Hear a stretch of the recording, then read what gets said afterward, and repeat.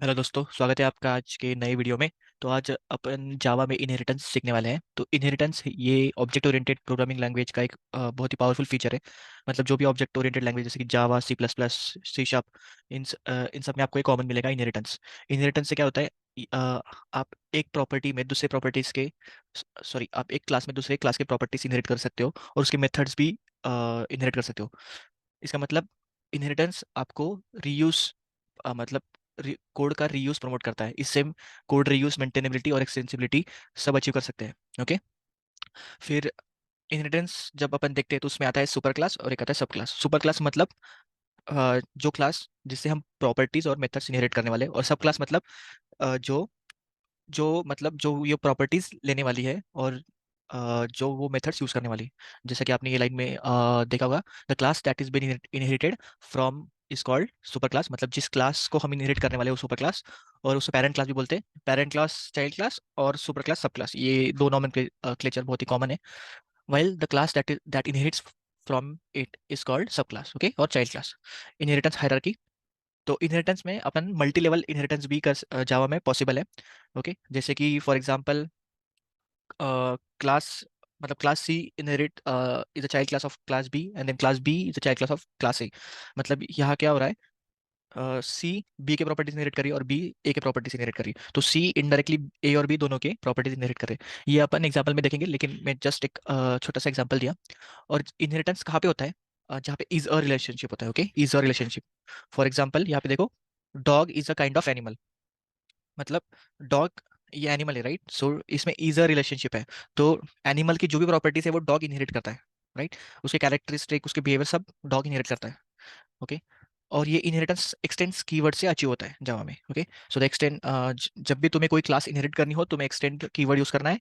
Okay. यहाँ पे example भी दिया है, for example the dog class inherited from the animal class using the x tends keyword. इसका एग्जांपल अपन क्लिक्स में देखेंगे। ओके। तो एक अच्छा ट्यूटोरियल है, मतलब नेट पे, वो अपन देखते हैं। तो यहाँ पे अगर आप देखोगे तो यह है मल्टी लेवल इनहेरिटेंस का example. Class A, class B और क्लास सी। तो क्लास सी सबसे नीचे है, जो कि चाइल्ड क्लास। फिर उसकी पेरेंट क्लास क्लास बी, और उसकी पेरेंट क्लास क्लास ए। तो मतलब क्लास सी के पास दोनों क्लास ए और क्लास बी के प्रॉपर्टीज प्लस बिहेवियर है। क्लास बी के पास सिर्फ क्लास ए के प्रॉपर्टीज और बिहेवियर है। और क्लास ये सुपर क्लास है, मतलब ये किसी की प्रॉपर्टीज इनहेरिट नहीं करती है, सबकी पेरेंट क्लास है। ओके। सो ये है मल्टी लेवल इनहेरिटेंस का एग्जाम्पल। ओके। तो अभी अपन इक्लिप्स में जाते हैं और देखते हैं इनहेरिटेंस का यूज। ओके। तो ये टॉपिक पे मैंने ऑलरेडी मराठी में एक वीडियो बनाया है इनहेरिटेंस का। तो आप अगर मराठी यूज़र है तो आप मराठी वीडियो को भी देख सकते हैं। तो यहाँ पे एक एप्लीकेशन बनाया है जावा का, और वहाँ पे हमने कैट एनिमल कैट डॉग का एग्जांपल देखा है। तो सबसे ऊपर है animal class. Okay, because animal मतलब इनहेरिटेंस कहाँ पे यूज़ करते हैं अपन? जहाँ पे इज रिलेशनशिप। ओके। ऐसा नहीं कि हमें किसी भी प्रॉपर्टी को, किसी भी क्लास को इनहेरिट करना है, उसकी प्रॉपर्टी से यूज़ करना है तो डायरेक्टली इनहेरिटेंस यूज़ करके यूज़ कर लेना है। आपको देखना है कि वहाँ पे इज रिलेशनशिप हो रहा है क्या। ओके। आपको ये इनहेरिटेंस का फीचर अब्यूज नहीं करना है, आपको इसको सेंसिबली यूज करना है। ओके। बिकॉज हम और भी ऐसे फीचर देखने वाले ऑब्जेक्ट ओरिएंटेड प्रोग्रामिंग के, जैसे कि इनहेरिटेंस हो गया, एब्स्ट्रक्शन हो गया, फिर पॉलीमॉर्फिज्म हो गया, राइट? और फिर लास्ट का इनकैप्सुलेशन। तो ये चारों फीचर्स यूज करके, मतलब ऑब्जेक्ट ओरिएंटेड प्रोग्रामिंग होती है मोस्टली। तो इनहेरिटेंस जहाँ पे इज रिलेशनशिप होता है वहाँ पे आप यूज कर सकते हो। तो यहाँ पे क्लास एनिमल है। ओके। क्लास एनिमल में एक ही प्रॉपर्टी, मतलब एनिमल हमें जनरल टर्म में बोल रहे हैं कि कोई भी एनिमल को एज होता है, राइट? और कोई भी एनिमल कोई तो साउंड करता है। ओके, जैसे डॉग बार्क करता है, कैट म्याऊ करती है। ओके। सो ये जनरल प्रॉपर्टीज हमने दी है। तो ये जनरल प्रॉपर्टीज और ये मेथड, ये कोई भी एनिमल को एप्लीकेबल है, right? Whether it is a dog, cat, कोई फर्क नहीं पड़ता। फिर हमने एक कैट क्लास बनाई है, सॉरी डॉग क्लास बनाइए। कैट का एग्जांपल अब बाद में देखेंगे। तो ये डॉग क्लास देखो एक्सटेंड करती है एनिमल को। Okay. So dog is a child class of animal class. Okay, ऐसा बोल सकते हैं। ये सुपर क्लास हो गई, ये सब क्लास हो गई।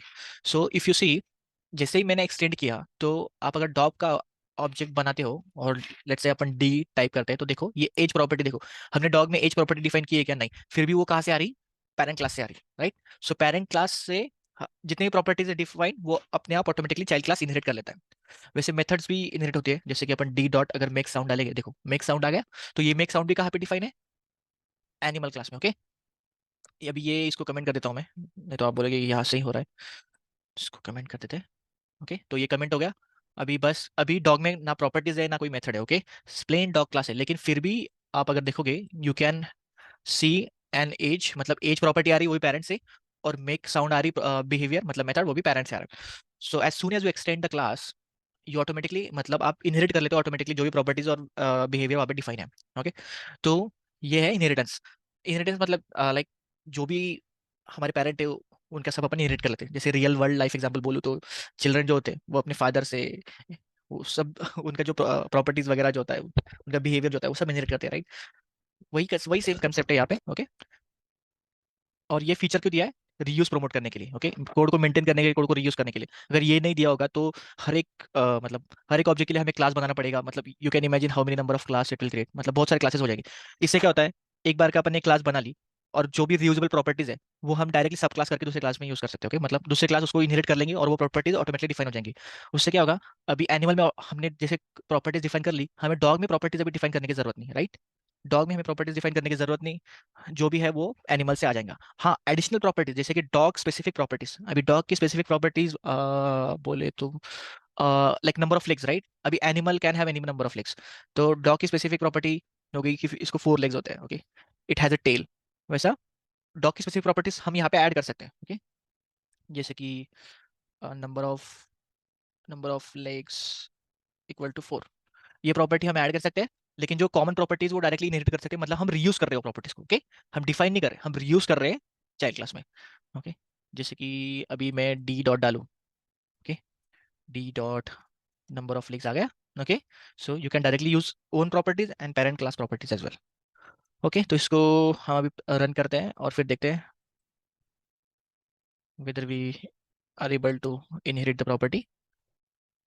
तो यहाँ पे एक कंस्ट्रक्टर भी डाला है, जैसे कि हमें समझे कि डॉग क्रिएटेड, मतलब डॉग का इंस्टेंस क्रिएट हुआ है और फिर यहाँ पे भी कंस्ट्रक्टर डाला है कि एनिमल का इंस्टेंस क्रिएट हुआ है। तो ये भी एक कंस्ट्रक्टर का भी एक फीचर है, वो हम देखेंगे ये रन करने के बाद। ओके, सो ओके, अभी देखो एज ऑफ डॉग इज 5, जो यहाँ पे मेन मेथड में, यहाँ पे मेन मेथड है, यहाँ से एग्जीक्यूशन शुरू शुरू होगा। तो देखो एज ऑफ डॉग इज 5, ये 5 कहाँ पे डिफाइन किया अपन ने, यहाँ पे d dot age, right. Age property का है पेरेंट से। ओके, और ये डॉग क्रिएटेड मतलब ये कंस्ट्रक्टर, और ये एनिमल क्रिएटेड मतलब ये कंस्ट्रक्टर। अब ये आप अगर देखोगे हमने डॉग का इंस्टेंस बनाया, ओके, डॉग क्लास का इंस्टेंस बनाया, लेकिन ये एनिमल क्रिएटेड भी प्रिंट हो रहा है, राइट। इसका मतलब जब भी आप चाइल्ड क्लास का इंस्टेंस बनाते हो, मतलब जैसे ही चाइल्ड क्लास का इंस्टेंस बनाते हो तो ये डॉग कंस्ट्रक्टर कॉल होता है। और ये डॉग कंस्ट्रक्टर क्योंकि पेरेंट को इनहेरिट करा तो उसका कंस्ट्रक्टर भी कॉल होता है। ओके, सो मतलब एनिमल का कंस्ट्रक्टर मतलब उसके पेरेंट क्लास का कंस्ट्रक्टर कॉल होता है, ऑटोमेटिकली हो जाता है, ये हमें करने की जरूरत नहीं, ऑटोमेटिकली एनिमल का इंस्टेंस क्रिएट हो जाता है। ओके, ये कंस्ट्रक्टर कॉल होता है, कंस्ट्रक्टर में का कोड एग्जीक्यूट होता है, ये प्रॉपर्टी इनिशियलाइज होती है, ये प्रॉपर्टी फिर इंजेक्ट होती है उसके सब क्लास में। ओके, तो फ्लो क्या है, जैसे ही तुम चाइल्ड क्लास का ऑब्जेक्ट क्रिएट करते हो, चाइल्ड क्लास का कंस्ट्रक्टर जैसे ही कॉल करते हो, वैसे ही पेरेंट क्लास का कंस्ट्रक्टर ऑटोमेटिकली कॉल हो जाता है, क्योंकि चाइल्ड का ऑब्जेक्ट क्रिएट करते समय पेरेंट का ऑब्जेक्ट ऑटोमेटिकली क्रिएट हो जाता है।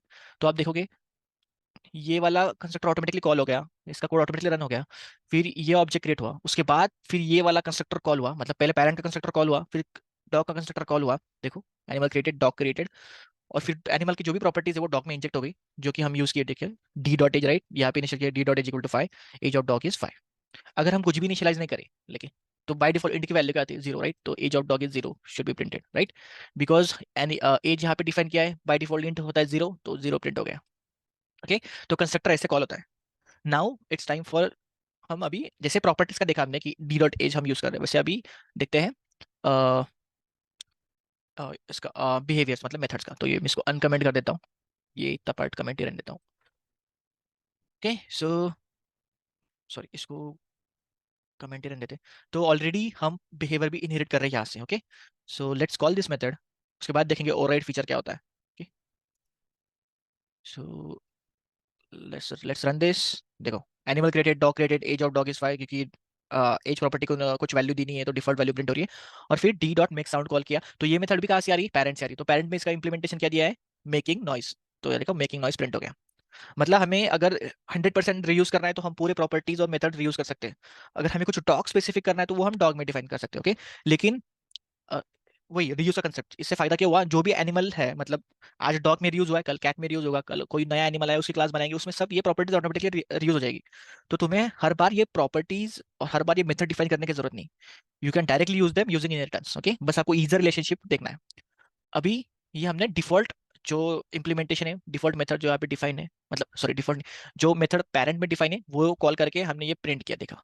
लेकिन लेट्स से हमें ये बिहेवियर ओवरराइड करना है, हमें हमें क्या करना है कि नहीं, हमें मेक साउंड मेथड यूज करनी है, लेकिन हमें ये जो इम्प्लीमेंटेशन है, मतलब यहाँ पे जो कोड लिखा है ये कॉल नहीं करना है हमें, बिकॉज ये मेकिंग नॉइज मतलब हर एनिमल नॉइज करता है, लेकिन डॉग स्पेसिफिक नॉइज करता है। ओके, तो हमें क्या करना है, मेक साउंड जो मेथड है उसको ओवरराइड करना है, मतलब पेरेंट क्लास में जो इम्प्लीमेंटेशन है, जो ये कोड है, इसको ओवरराइड करके डॉग स्पेसिफिक कोड को रन करना है।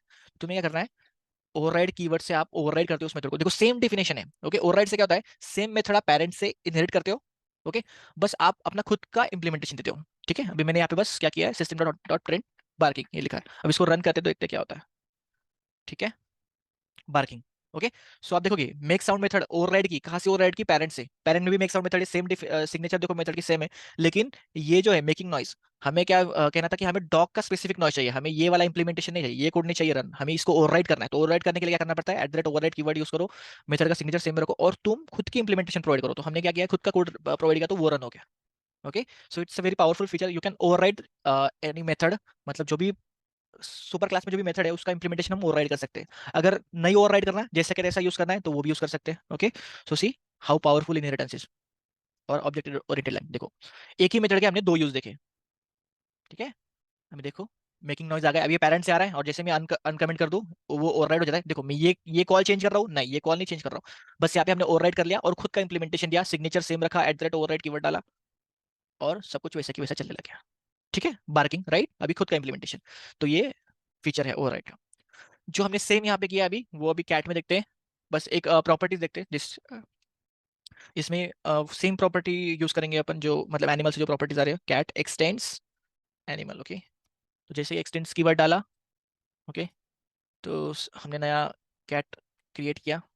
अभी कैट के लिए कोई कंस्ट्रक्टर डिफाइन नहीं है। ओके, और सी डॉट डाला, एज आ गया राइट, इनहेरिटेंस से फीचर आ गया। अगर मैं ये कोड निकाल दूं, मतलब एक्सटेंड्स कीवर्ड निकाल दूं, और मैं सी डॉट डालूं, तो आपको एज कहीं नहीं दिखेगा, नहीं दिखेगा राइट, सॉरी सॉरी, ये गलती प्रिंट हो गया कुछ। तो सी डॉट ए आ रहा है, एज आ रहा है किधर, नहीं, ये सब इनहेरिटेंस का कमाल है।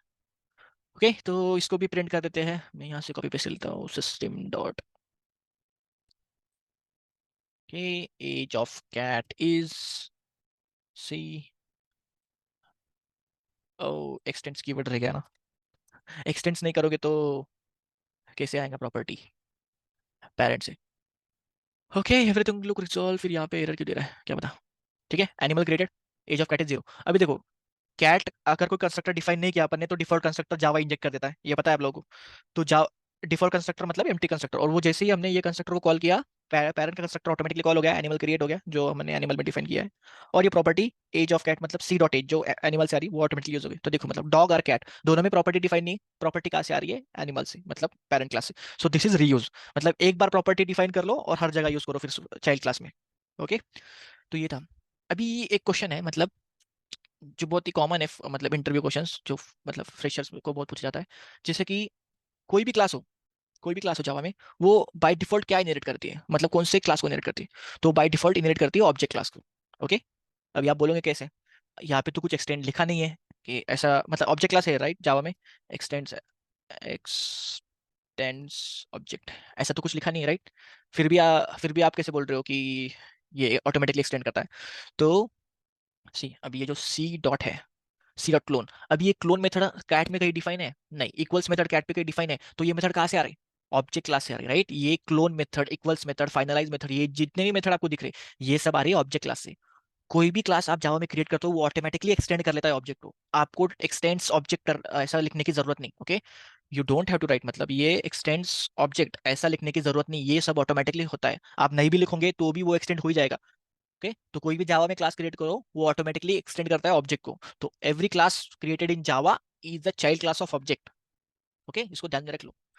ओके, और ये अपन ने प्रूव भी किया, because if you see c dot, ये जो मेथड सारी है सी पे, देखो क्लोन मेथड का डिफाइन नहीं है, हैश कोड मेथड का डिफाइन नहीं, फिर आ कहाँ से रहा है, ये सब ऑब्जेक्ट क्लास से आ रहा है, और ये दिख भी रहा है आपको, देखो क्लोन, उसका टाइप क्या है, object object object object. Okay, so every class is the child class of object class, interview का क्वेश्चन है। ओके, सो थोड़ा सा इस पे ध्यान रखने दो कि, और ये ऑटोमेटिकली होता है। ओके, एक्सटेंड्स कीवर्ड डिफाइन करने की जरूरत नहीं, ऑटोमेटिकली होता है। ओके, तो ये था जावा पे इनहेरिटेंस का ट्यूटोरियल।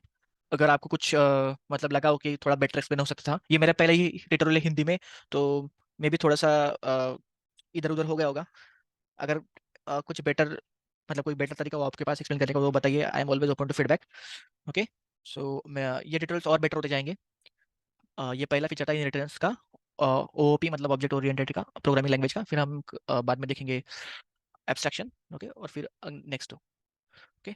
तो होप आपको वीडियो पसंद आया हो। ऐसे ही वीडियो देखते रहिए और चैनल को लाइक और सब्सक्राइब जरूर कीजिए। तो मिलते हैं नए नेक्स्ट ट्यूटोरियल में, तब तक।